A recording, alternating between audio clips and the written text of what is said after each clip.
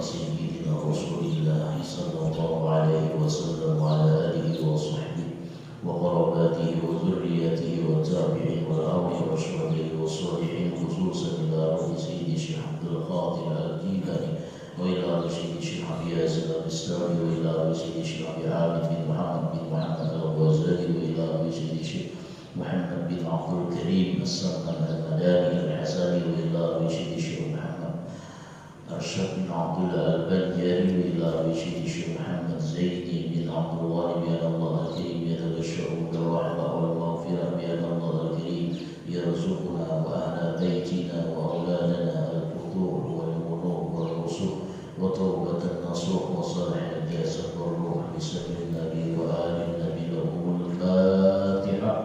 أعوذ بالله من الشيطان الرجيم. بسم الله الرحمن الرحيم.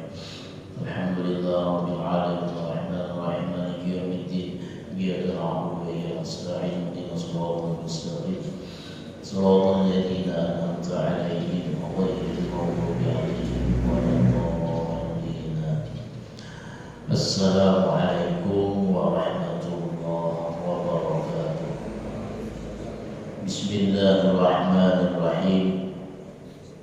الحمد لله رب العالمين والصلاة والسلام على أشرف الأنبياء والمرسلين سيدنا ومولانا محمد وعلى آله وصحبه أجمعين.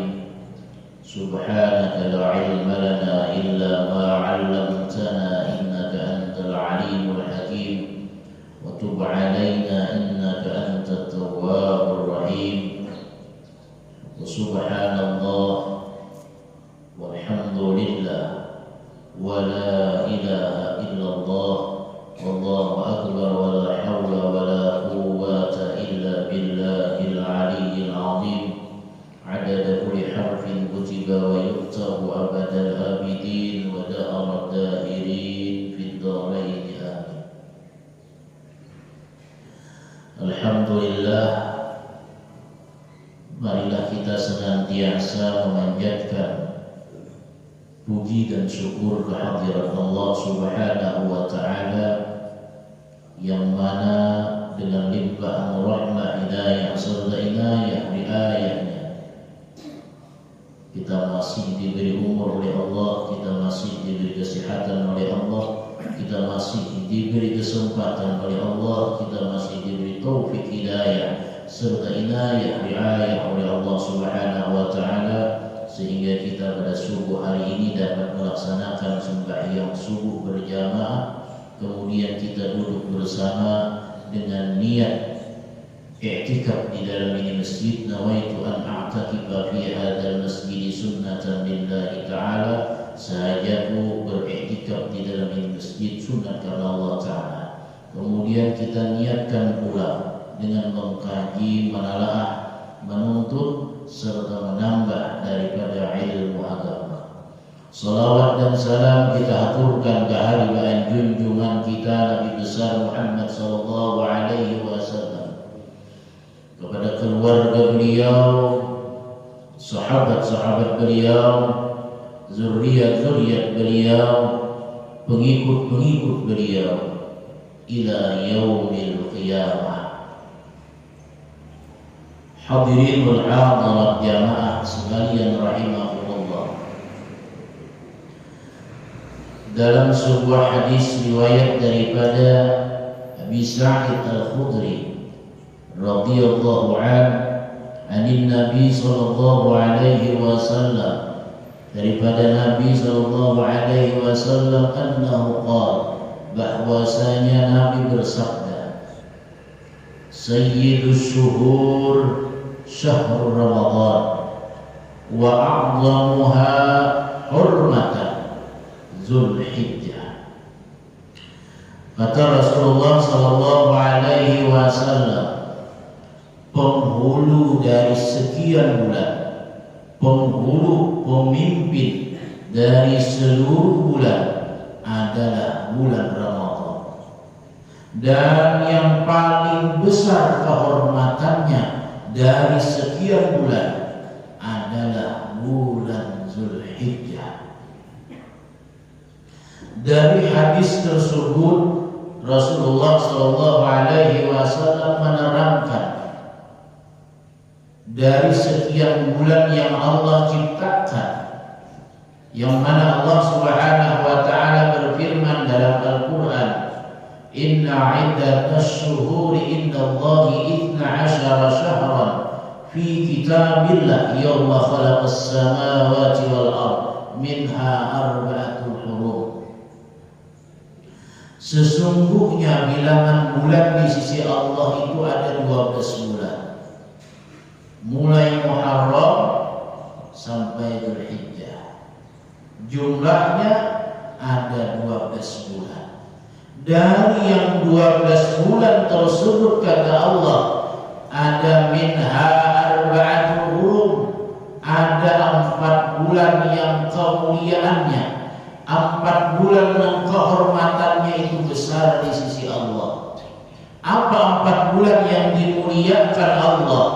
Yang pertama adalah Zulqa'dah, atau yang sering kita sebut dengan sebutan Zulqa'dah. Satu. Yang kedua Dzulhijjah. Yang ketiga Muharram. Yang keempat Rajab. 4 bulan tersebut besar kemuliaannya, besar kehormatannya di sisi Allah Subhanahu wa taala.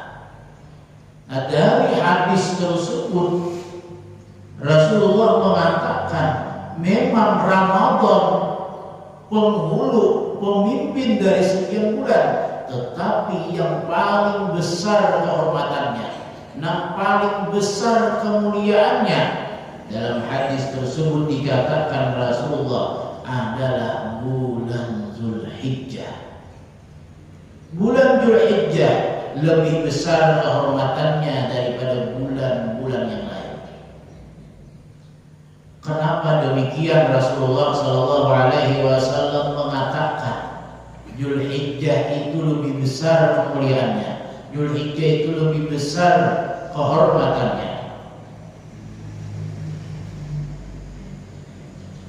Syekh Abdul Qadir Al-Jilani beliau mengatakan, kenapa bulan Dzulhijjah itu besar kemuliaannya, besar kehormatannya? Karena di dalam bulan Dzulhijjah ada terkandung hari yang mulia. Bahkan bukan hanya satu hari yang mulia, tapi ada beberapa hari yang dihormati, dibesarkan dan dimuliakan oleh Allah Subhanahu wa taala. Bahkan di dalam hari-hari yang mulia tersebut terjadi sejarah yang menceritakan tentang ceritanya Nabiullah Adam alaihissalam, menceritakan ceritanya tentang Nabiullah Ibrahim alaihissalam, menceritakan ceritanya tentang Nabiullah Ismail alaihissalam, sehingga bulan Dzulhijjah menjadi besar kehormatannya, besar kemuliaannya. Ujar Syekh Abdul Qadir Jailani, qabbalallahu taubata Adam wa taba alaihi bi'arafah. Allah Subhanahu wa ta'ala menerima taubatnya Nabiullah Adam bertepatan di 9 Dzulhijjah, atau yang disebut dengan Yaumul Arafah, yang mana sebelumnya Nabi Adam bertobat kepada Allah setelah melakukan perbuatan yang dilarang oleh Allah.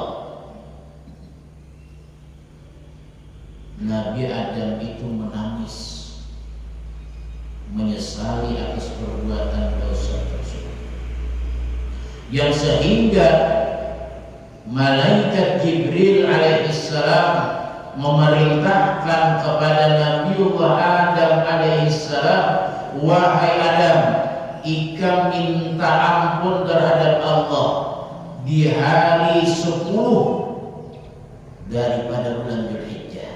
Artinya di hari 10 awal daripada bulan Dzulhijjah. Ini disebutkan Cerita tersebut di dalam kitab Al-Bunya karangan daripada Syekh Abdul Qadir Al-Jilani. Banyak sejarah menceritakan yang mana terjadi sejarah tersebut di 10 awal daripada bulan Dzulhijjah. Sehingga orang yang memuliakan man akrama hadhil ayyamil asyarah akramahullahu ta'ala bi asyri karamah. Siapa yang memuliakan ini hari 10, maksud hari 10 di sini hidup sehari daripada bulan Dzulhijjah sampai hidup 10 hari. Yang disebutkan dalam sebuah ayat wa layalil ashr, 10 malam hari yang mulia, bil fajri wa layalil ashr, 10 hari awal, 10 malam awal daripada bulan Dzulhijjah. Siapa yang memuliakan tersebut? Akramahullahu ta'ala bi asri karamah. Allah akan muliakan dirinya dengan 10 kemuliaan. Begitu besarnya kemuliaan yang diberikan Allah bagi orang yang memuliakan 10 hari awal daripada bulan Dzulhijjah. Kenapa demikian? Karena di dalam 10 hari awal tersebut terkandung hari-hari yang mulia. Yang pertama ada yang disebut dengan Yaumu Tarwiyah, hari 8 Dzulhijjah. Dalam sebuah hadis Rasulullah SAW mengatakan, salah satu doa seorang hamba tidak ada hijab antara doa dengan Allah, yaitu di hari Yaumu Tarwiyah, Lailatul Tarwiyah, pada hari dan malam 8 Dzulhijjah. Ketika seorang hamba berdoa, Allah akan cepat mengabulkan itu doa. Satu. Yang kedua, Yaumul Arafah. Di dalam 10 hari awal daripada bulan Dzulhijjah ada terkandung yang namanya Yaumul Arafah, hari Arafah, 9 Dzulhijjah. Yang dikatakan Rasulullah SAW dalam sebuah hadis, Sayyidul Ayyam Yaumul Arafah. Bahkan dalam perkataan lain, Afdalul Ayyam Yaumul Arafah. Paling afdal hari yaitu hari Arafah. Walaupun khilaf para ulama, ada yang mengatakan afdalul ayyam yaumul Jum'ah, ada yang mengatakan afdalul ayyam yaumul Arafah. Apakah bertentangan dua macam perkataan hadis tersebut? Ada bertentangan. Yaumul Arafah itu afdalul ayyam dari seluruh hari-hari dalam setahun. Kalau hari-hari dalam seminggu, itu adalah Jumat penghulu, paling afdal daripada hari-hari dalam seminggu. Jadi Jumat, nah makanya bila bertepatan Yaumul Arafah pas bertepatan dengan hari Jumat, disebutlah dengan Yaumul Akbar, hari yang paling besar. Arti hari yang paling besar, 2 hari yang mulia terkumpul di dalam satu waktu. Mana hari Jumat, mana hari Arafah. Nah, jadi disebut orang namanya Haji Akbar. Nah, pahalanya itu 2 hari yang mulia terhimpun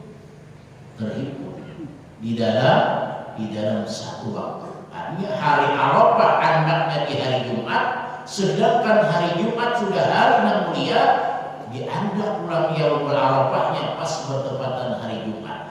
2 kemuliaan terkumpul, disebutlah Yaumul Akbar, hari yang besar, hari yang mulia. 2. Yang ketiga, kenapa bulan Dzulhijjah 10 awal daripada bulan Dzulhijjah dimuliakan Allah? Karena ada hari yang disebut dengan Yaumun Nahar, hari raya Kurban. Sebuah qaul yang mengatakan Idul Adha afdalu min Idul Fitri. Hari raya Kurban itu lebih afdal daripada hari raya Idul Fitri. Jadi 10 Dzulhijjah termasuk hari yang dimuliakan, hari yang besar kehormatannya di sisi Allah Subhanahu wa taala. Kenapa? Karena sejarah menceritakan terjadinya kepada Nabi Allah Ibrahim alaihissalam, yang mana itu awal dari terjadinya syariat Nabi kita Muhammad sallallahu alaihi wasallam yang berupa syariat menyembelih hewan kurban, yang mana awal cerita sejarahnya adalah ceritanya Nabiullah Ibrahim alaihissalam. Kalau kita menelaah, melihat perjalanan Nabiullah Ibrahim, yang mana Nabiullah Ibrahim ketika beliau kawin dengan Siti Sarah, beliau lama tidak mempunyai anak. Nengaran orang kawin itu kan mencari anak. Bapak juga kawin 10 tahun, 20 tahun, ada yang isi anak keduanya di rumah, ada lagi. Jadi anak berisi anak, tapi kada mau. Siti Sarahnya tidak mau. Berdoa kepada Allah minta diberi keturunan, dan tidak henti-hentinya Siti Sarah berdoa kepada Allah agar diberi keturunan, tapi nyatanya Allah belum mengabulkan. Tapi jangan putus asa. Siti Sarah kan putus asa dengan Allah, minta terus. Kita 1 tahun 2 tahun minta ada diberi, putus asanya. Tapi Siti Sarah sekian tahun, 10 tahun, 20 tahun belum dikabulkan oleh Allah. Maka Allah menyuruh, ud'ullaha wa antum muqinun bil ijabah. Dalam sebuah hadis kata Rasulullah, berdoalah kepada Allah dan yakinkan doa itu dikabulkan Allah. Tapi nyatanya belum kabul. Akhirnya apa? Ringkas cerita, Nabi Ibrahim karena anak mencari dzurriyyah, anak mencari keturunan, kawinlah dengan wanita lain yang bernama Siti Hajar. Itu pun atas persetujuan Siti Sarah. Kayak kita juga umumnya bisi bini dan anak pada hari bini. Nangali belum beriakan, nangali. Nah ada haji dia habis belum. Nah habis itu kawinlah Nabiullah Ibrahim dengan Siti Hajar.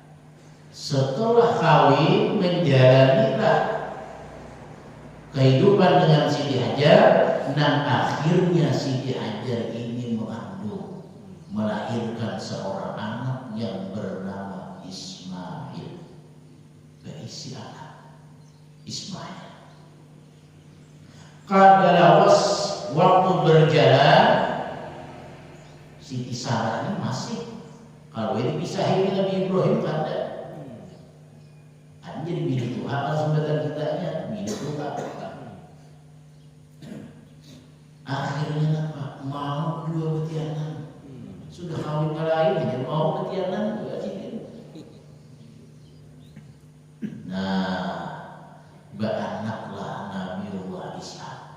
Ini kekuasaan Allah. Yang anehnya Siti Sarah itu ketika melahirkan Nabiullah Ishak bukan berumur 40, tapi umur beliau kurang lebih 90 tahun. Sekarang adalah orang umur 90 tahun berjalan. Dan lagi berjalan di beberapa awal. Umur 90 tahun zaman kita tuh 90 tahun tuh habis saja. secara ilmu kedokteran, bila orang sudah habis masa haid, artinya kada mau haid lagi, kan jelasnya kada mau lagi betianan, dan mau lagi. Ini umur 90 tahun, haidnya sudah putus. Masa haid itu kan berbeda-beda orang putusnya. Ada yang umur 50 hampir dah. Ada yang umur 45 hampir dah haid. Ada yang umur 60 hanya hampir haid. Nah ini Siti Sarah mengandung Nabiullah Ishak, melahirkan Nabiullah Ishak berumur kurang lebih 90 tahun. Kuasanya Allah, lawasnya Allah yang mengabulkan, tapi tak dikabulkan oleh Allah. Adalah putus asa Siti Sarah, ada putus asa. Diberi Allah anak yang bernama Nabiullah Ishak. Nah Nabiullah Ismail ketika sudah besar mulai, ketika sayang-sayangnya Nabiullah Ibrahim kepada Ismail, Allah menguji kepada Nabiullah Ibrahim. Seberapa besar cintanya Nabi Ibrahim kepada Allah dibandingkan kepada anak yang diberikan oleh Allah. Diuji Nabi Ibrahim alaihissalam. Apa ujian yang diberikan Allah? Allah mewahyukan kepada Nabiullah Ibrahim, wahai Ibrahim, sembelih anak kamu. Sembelih. Coba kita, ini harapan sayang-sayangnya disuruh menyembelih. Jadi itu harapan sayang-sayangnya timbul kebisaan. Allah Ta'ala menguji seberapa besar cintanya Nabi Ibrahim, seberapa besar mengutamakannya Nabi Ibrahim terhadap Allah daripada anak yang diberikan oleh Allah. Akhirnya apa? Musyawarahlah Nabi Ibrahim dengan anak. Wahai anakku, aku malam tadi bermimpi, hanya wahyu dari Allah. Allah memerintahkan agar aku menyembelih engkau. Apa jawab anak? Wahai Abah, laksanakanlah apa yang diperintahkan, apa yang disuruh oleh Allah Subhanahu wa Ta'ala. Coba bayangkan, anak hanya dapat suruh menyembelih, tapi negara Nabi Ibrahim besar cintanya, mengutamakan Allah dari selain Allah. La tulhikum amwalukum wala auladukum an dzikrillah wa may yaf'al dzalika fa ulaika humul khasirun. Jangan sampai anak, harta, jangan sampai bikin lupa kepada Allah. Dikarenakan anak, dikarenakan harta, seseorang lalai daripada Allah. Orang seperti demikian akan digolongkan termasuk orang-orang yang rugi. Nah akhirnya apa? Dilaksanakanlah penyembelihan terhadap Nabiullah Ismail. Kapan terjadinya? Di 10 Zulhijjah. Jadi ringkas cerita, siap disembelih. Ini berpasang dulu dia nak sembelih. Tapi nangaran ini ujian bukan iyaan. Padahal Allah melihatkan Nabi Ibrahim menyembelih anak. Ini hanya menguji seberapa besar cintanya Nabi Ibrahim, seberapa besar mengutamakannya Nabi Ibrahim terhadap Allah. Akhirnya ketika anak menyembelih, Allah rubah, Allah ganti Nabiullah Ismail dengan seekor kibas. Ketika itulah mulut Nabi Ibrahim berkata, Allahu Akbar, Allahu Akbar, Allahu Akbar. Digantalah, Pak, bukan Nabi Ismail, tapi adalah seekor kibas diganti oleh Allah. Nah disinilah sampai syariat kepada Nabi kita Muhammad diperintahkan kepada kita umatnya Rasulullah ketika menyembelih hewan kurban disunatkan pakai kalimat takbir, Allahu Akbar, Allahu Akbar, Allahu Akbar. Hanya ganta, hanya bacaan Bismillah. Nah itu asal mulanya ceritanya daripada Nabiullah Ibrahim, yang mana dahulunya kalimat takbir tersebut tidak ada keluar dari muntung siapapun, tidak ada keluar daripada lidah siapapun. Pertama kali orang yang mengucap kalimat Allahu Akbar adalah Nabiullah Ibrahim alaihissalam. Dan kalimat Allahu Akbar itu bagian rangkaian daripada kalimat tasbih. Kalimat tasbih itu kan subhanallah, alhamdulillah, la ilaha illallah, Allahu Akbar, la haula wa la quwwata illa billahil aliyyil azim. Berapa kalimat? Ada 5 kalimat. Subhanallah, alhamdulillah, la ilaha illallah, Allahu Akbar, la haula wa la quwwata illa billah. 5 kalimat tersebut jangan pian sangka langsung jadi kalimatnya ini. Setiap kalimat itu ada proses waktu yang panjang. Kalau orang mengkaji tentang tasbih, dia akan tahu 6 hurufnya kalimatnya hanya subhanallah. Lama masa berlalu hanya timbullah kalimat alhamdulillah. Dalam kitab Tanbihul Ghafilin, dalam sebuah hadis yang diriwayatkan oleh Abdullah bin Abbas. Abdullah bin Abbas diceritakan oleh Rasulullah. Rasulullah diceritakan oleh malaikat Jibril. Ini supaya kita tahu, nah biasa kita baca tasbih itu siapa? Gerak pertama kali membaca. Kayak apa? Gerak kisah awal pertama kali terhimpunnya kalimat tasbih itu. Terkadang kita tahu baca aja, ada tahu sejarah yang kita baca ini. Kita tahu baca subhanallah, alhamdulillah, la ilaha illallah, Allahu akbar, la haula wala quwwata illa billah. Kada tahu cerita asal mula terhimpunnya kalimat tasbih tersebut. Nah, dalam hadis tersebut diceritakan malaikat Jibril menceritakan kepada Rasulullah. Apa kata malaikat Jibril? Ya Muhammad, inna Allah khalaqal 'arsya wa amara al-malaikata lihamdi. Wahai Muhammad, sesungguhnya Allah menciptakan arsy. Setelah Allah menciptakan arsy, Allah memerintahkan kepada para malaikat untuk menyandang itu arsy. Ini arsy Allah ciptakan. Arsy itu kadang-kadang halus-halus arsy. Arsy itu waktu ulun belajar, guru mencontohkan di sini aras itu kayak gelang gatah ditimbai ke lantai. Seapa bulatan ada di gelang gatah itu itulah dunia.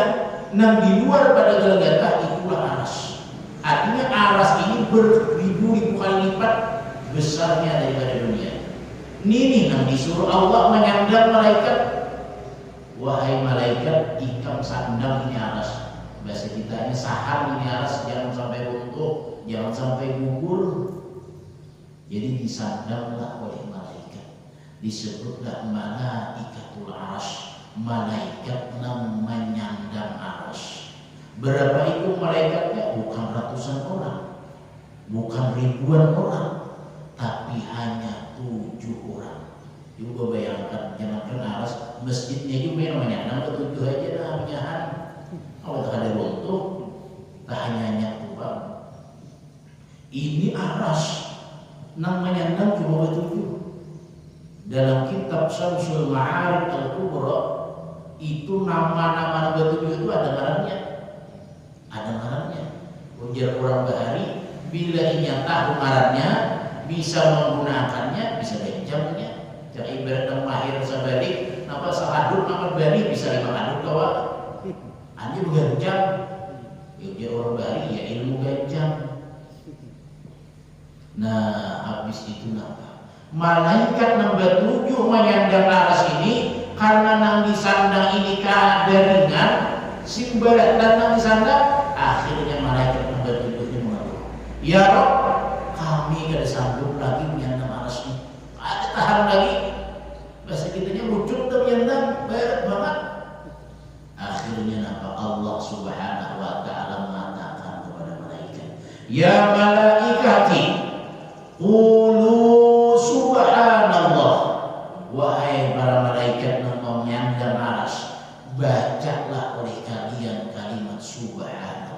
Inilah awal pertama kali kalimat subhanallah keluar. Ketika itulah malaikat aras membaca subhanallah, subhanallah, subhanallah, subhanallah. Berterusan malaikat aras membaca kalimat subhanallah. Akhirnya 6 aras tadinya berat menjadi ringan disandang oleh malaikat tersebut. 6 aras yang tadi kesimbaratan imbang membaca subhanallah, subhanallah, subhanallah. Aras yang tadi berat menjadi ringan. Hampir mengeluh mereka. Jadi mulai waktu tersebut nang dibaca malaikat itu jadi. Kenapa? Bila ada dibaca subhanallah akan berasa berat itu aras. Nah makanya orang yang pertama kali mengucap kalimat subhanallah itu adalah malaikat yang menyandang aras. Dan malaikatnya hanya 7 orang. Nah sampailah waktu berlalu, waktu berlalu, sampai Allah Subhanahu wa Ta'ala menciptakan Nabiullah Adam alaihissalam. Inni ja'ilun fil ardi khalifah. Allah ingin menjadikan aku, kata Nabi Adam, aku akan menjadikan seorang pemimpin di permukaan bumi, yaitu Nabiullah Adam alaihissalam. Allah ciptakan. Kita ringkas walaupun cerita penciptaan Nabi Adam ini sangat panjang. Karena penciptaan Nabi Adam ini prosesnya sangat panjang juga. Jadi kisahnya panjang. Kita ringkas saja. Jadilah batang tubuh Nabi Adam ditampak daripada 4 macam tanah. Jadilah batang tubuh seperti manusia. Nah mana batang tubuh Nabi Adam itu? Situna zira'an 60 hasta panjangnya. Artinya 30 meter tinggi awak Nabi Adam. Diandak di pinggir pintu surga. Dimasukkan roh oleh Allah. Ketika Allah memasukkan roh ke batang tubuh Nabi Adam, roh itu pada sebatang tubuhan dimasuk, tapi hanya ingat dulu, aja. Makanya ada proses. Ingat dulu kayaknya berapa tahun, ada 40 tahun hanya ditunjul pulang waktu. Hanya ditunjul pulang. Nah, ketika dimasukkan roh ke batang tubuh Nabi Adam, ingat dulu bebuncilah mata Nabi Adam. Habis bebuncilah, wabah hidung Nabi Adam ini kemasukan debu. Kenapa mati mau kemasukan debu? Karena Nabi Adam khuliqa min tin, diciptakan dari tanah. Tanah itu kan ada debunya. Kita aja masukkan debu, wahid ada. Wahid timbulnya. Wahidlah Nabi Adam. Ketika wahidnya Nabi Adam, Allah mengilhamkan kepada Nabiullah Adam, muntung Nabi Adam mengucap kalimat Alhamdulillah. Sebelumnya kalimat Alhamdulillah tidak ada yang mengucapnya, hanya lidah mulutnya Nabiullah Adam yang mengucap kalimat Alhamdulillah. Bila jarinya Nabi Adam waktu itu waikan baca surah Alhamdulillah, ada timbulnya muntungnya mengucap Alhamdulillah waktu wahid. Nah sampai sekarang menjadi sunnah bagi kita umatnya Muhammad, apabila wahid ija atau sa'ahadukum falyahmidillah. Apabila kalian wahid, hendaklah beralhamdulillah. Jadi bila wahid jis alhamdulillah. Bagi orang yang mendengar orang beralhamdulillah, sunat menyahuti disebut dengan tasmitul atis, yaitu mengucap yarhamukallah. Mendengar orang yang wahid disahuti orang yarhamukallah, sunat lagi menyahuti yahdikumullah wa yuslihu balakum. Kalau orang menyahuti, kalau orangnya yang wahid alhamdulillah, amun orang wahidnya yang kada alhamdulillah jangan disahuti. Wahidah di wahid kada alhamdulillah, kada wahidah. Isiku marah biniku aja sampai orang alhamdulillahnya wahidah. Nah artinya orang yang pertama kali mengucap alhamdulillah itu keluar dari lidahnya Nabiullah Adam alaihissalam. Kata malaikat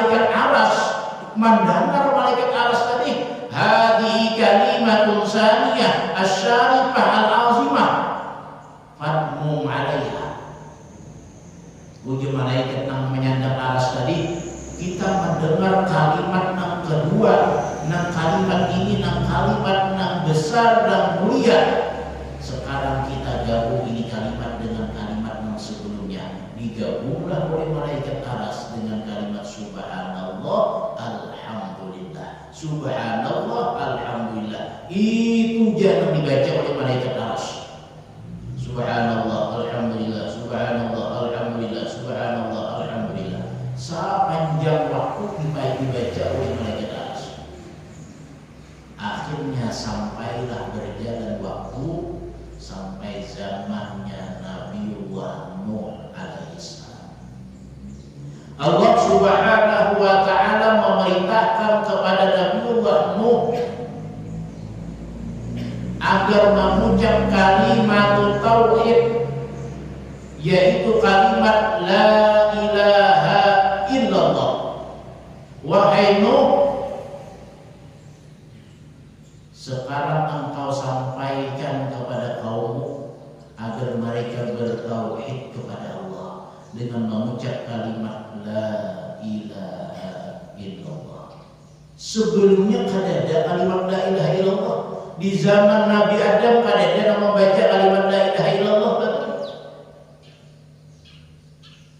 Adanya kalimat la ilaha illallah itu adanya ketika di zamannya Nabiullah. Walaupun sebelumnya kalimat la ilaha illallah itu ada tulisannya sudah. Ketika Nabi Adam di dalam surga, Nabi Adam itu melihat terpampang tulisan la ilaha illallah Muhammadur Rasulullah. Tapi orang yang pertama kali mengucap kalimat la ilaha illallah, yang Allah perintahkan kepada Nabi tersebut dan kepada umat kaum daripada Nabi tersebut adalah Nabiullah Nuh alaihissalam. Nah, mendengarlah malaikat yang di aras dari hadihi kalimatun salisah al-azimah asyarifah. Ini kalimat yang ketiga, kalimat yang mulia dan sangat besar. Sekarang kita gabung kalimatnya dengan kalimat sebelumnya. Timbullah kalimatnya subhanallah alhamdulillah la ilaha illallah. 3 kalimat sudah. Sampailah berlalu masa sampai kepada zamannya Nabiullah Ibrahim. Ketika Nabi Ibrahim hendak menyembelih hewan, hendak menyembelih anak beliau yang bernama Ismail, yang diganti oleh Allah dengan seekor kibas, Nabi Ibrahim mengucap kalimat keluar dari lidah beliau, kalimat takbir, Allahu Akbar, Allahu Akbar, Allahu Akbar. Ujar malaikat yang di aras, hadihi kalimatun rabi'ah asyarifah al-azimah. Ini kalimat yang keempat yang keluar dari lidahnya orang yang mulia, maka jadilah ini kalimat-kalimat yang mulia dan yang besar. Sekarang kita gabung ini kalimat dengan kalimat sebelumnya, subhanallah alhamdulillah la ilaha illallah Allahu Akbar. Jadi setelah malaikat Jibril menceritakan cerita tersebut, Rasulullah itu ta'ajjuban, heran, kagum,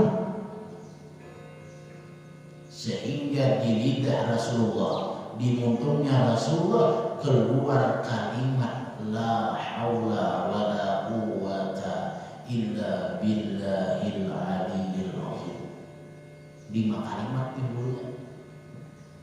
Digabunglah kata malaikat Jibril, gabung kalimat sebelumnya dengan kalimat yang sekarang yang diucap oleh Muhammad, subhanallah alhamdulillah la ilaha illallah Allahu Akbar la haula wala quwwata illa billahil aliyyil azim. Itulah sejarah terjadinya, terhimpunnya kalimat tasbih. Jadi yang pertama subhanallah, orang yang pertama kali membaca adalah malaikat yang ada di aras. Artinya malaikat namanya aras.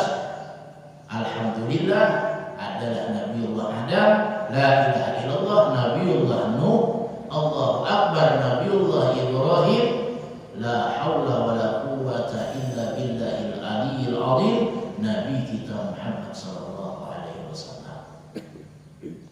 Bahkan dalam sebuah keterangan, siapa yang mengamalkan itu tasbih, ketujuh memperbanyak itu tasbih, Allah akan ringankan segala sesuatu yang berat. Allah akan mudahkan segala sesuatu yang sulit. Coba kita bayangkan, aras yang sangat besar aja, yang sangat berat aja, yang tadinya disandang sangat berat ketika mengucap itu tasbih malaikat, aras yang tadinya berat jadi ringan. Apalagi masalah kita aja, maka ada apa-apa aja beratnya tuh. Baca tasbih, Allah akan ringankan, Allah akan mudahkan segala kesulitan yang terjadi dalam diri kita, asal kita mengucap kalimat tasbih. Nah, ini terjadi kalimat takbir yang terjadi kepada Nabi Ibrahim, yaitu ketika Nabi Ibrahim hendak berkorban. Nah, makanya sampai sekarang menjadi syariat Nabi kita Muhammad, sunat berkorban pada hari raya korban.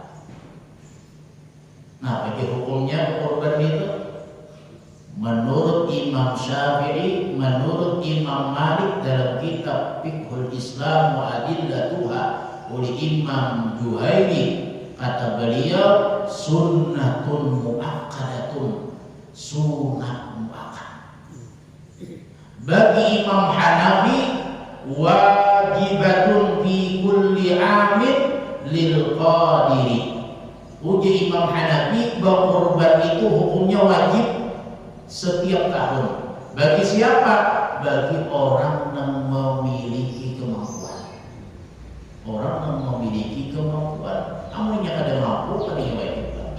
Hanya bila nyawa berisi kemampuan, menurut Imam Syafi'i sunnatun muakkadah, sunat muakkad. Hanya dianjurkan banget bagi orang yang berisi kemampuan. Wajib apa korbannya? Di hari raya korban, hidup 10, 11, 12, 13 sampai ayam tasyrik. Nah, korban itu salah satu bentuk ibadah. Makanya niatnya apa? Taqarrub ilallah. Makanya namanya korban. Korban itu hampir asal mana qaubah.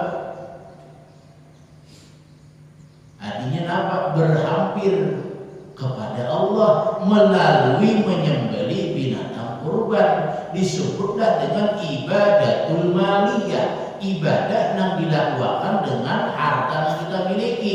Harta yang kita miliki kita tukarkan ke binatang kurban. Nah, binatang kurban ini sudah ditentukan umurnya, sapinya sekian-sekian, kambing sekian-sekian. Artinya binatangnya sudah ditentukan padanya. Masa hendak kita binatangnya, umpamanya gajah dan korban padanya mau kan? Ini sudah ada ketentuan.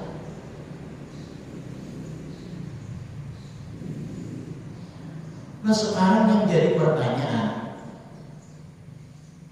mana afdalnya berkorban di awal akikah?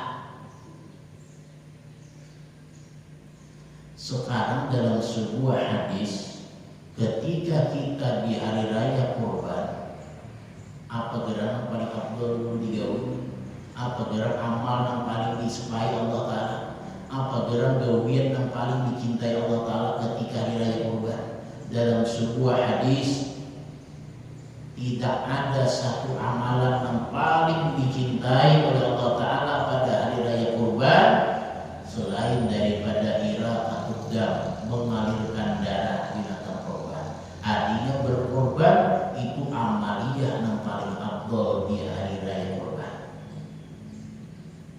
Nah, sekarang mana aja apa bagi aja dengan berkorban tadinya.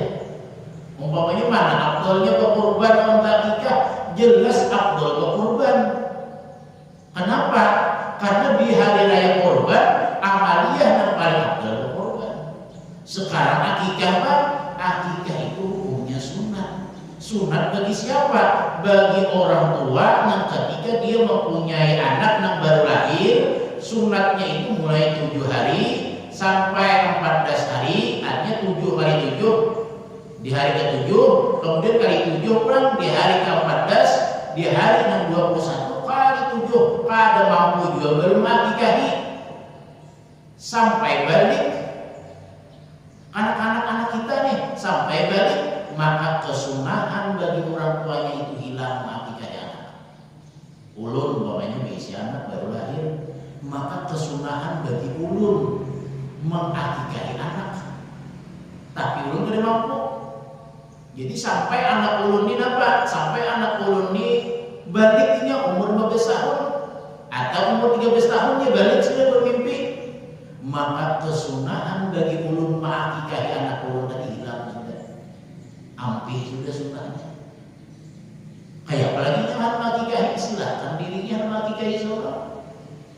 Walaupun dalam sebuah hadis, kullu waladin murta'imun ala aqiqatihi, setiap anak itu tersandar dengan akikahnya.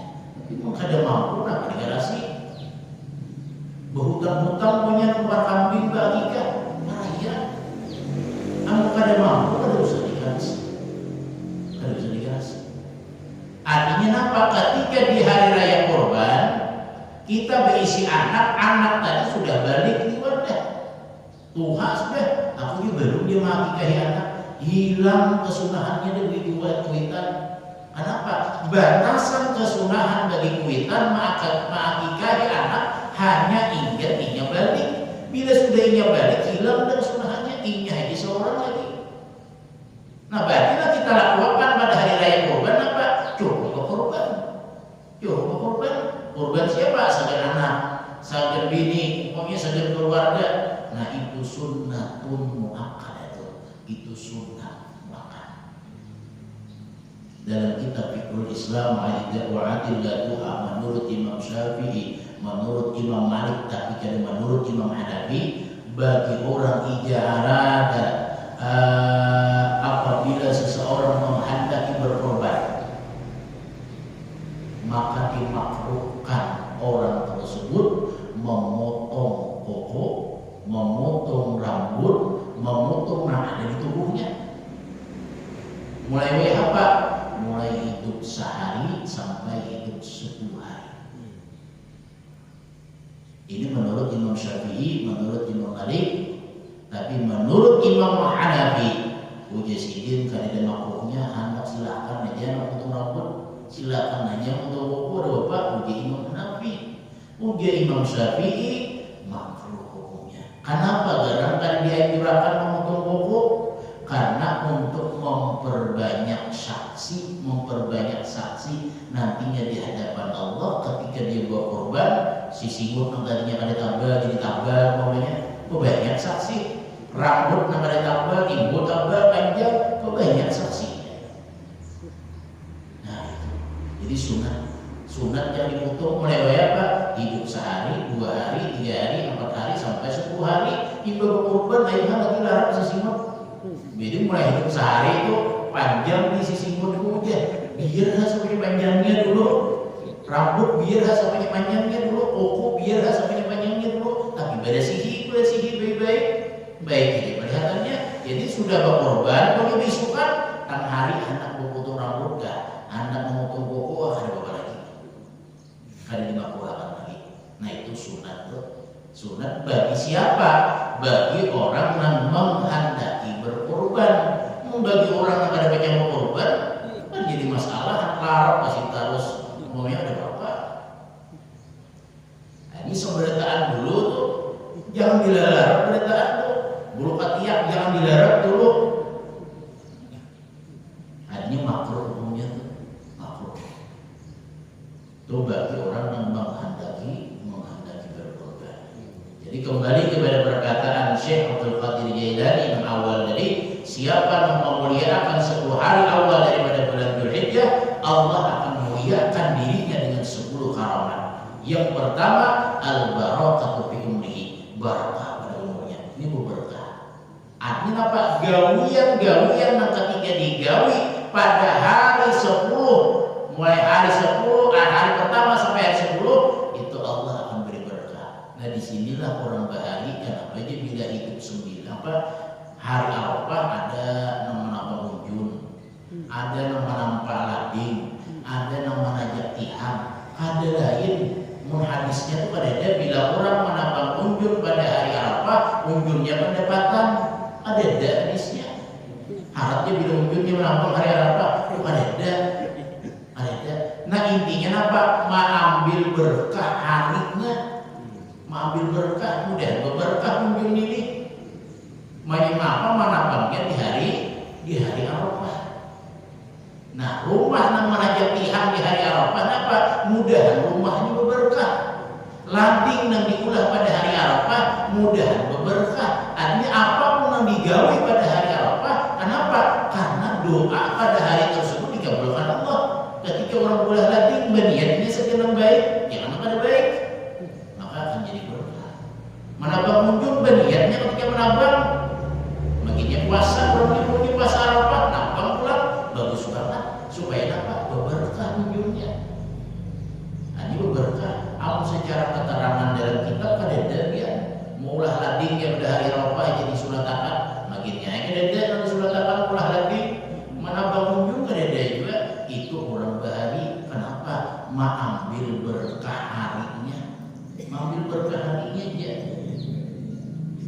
Nah, habis kemudian wasiyadatu bimali menambah pada harta, wal-hifzu li menjaga bagi anak dan bininya, wa takfiru li sayiatihi mengkifarat bagi segala dosa-dosanya, wa tad'ibu li hasanatihi dan melipat gandakan bagi kebaikannya, wa tasjilu li sakaratihi dan mempermudah bagi sakaratul mautnya, wa diya'u li zulmatihi dan menyinari bagi kegelapan dalam kuburnya, wa taskilu li mizanihi dan memberatkan bagi timbangan kebaikannya, was-su'udu 'ala darajatihi dan menaikkan atas derajatnya di sisi Allah Subhanahu wa taala. Ini bagi orang yang memuliakan 10 hari awal daripada bulan Dzulhijjah. Mungkin ini saja yang dapat ulun sampaikan. Mudah-mudahan bermanfaat bagi diri ulun dan bagi diri sampeyan beratan, dan mudah-mudahan Allah Subhanahu wa taala mengampuni dosa-dosa kita, dosa dua orang tua kita, dosa keluarga kita, dan mudah-mudahan Allah Subhanahu wa taala mengabulkan segala hajat kita, memudahkan segala urusan kita, dan mematikan kita dalam keadaan husnul khatimah, dimasukkan ke dalam surga bersama para aulia Allah, bersama Rasulullah sallallahu alaihi wasallam. Amin ya rabbal alamin. Ulun minta halal, ulun minta ridha kepada sampeyan berataan. Wallahu muwaffiq ila aqwamit thoriq. Assalamualaikum warahmatullahi wabarakatuh. Bismillahirrahmanirrahim. Iyyaka na'budu wa iyyaka nasta'in. Ihdinas siratal mustaqim.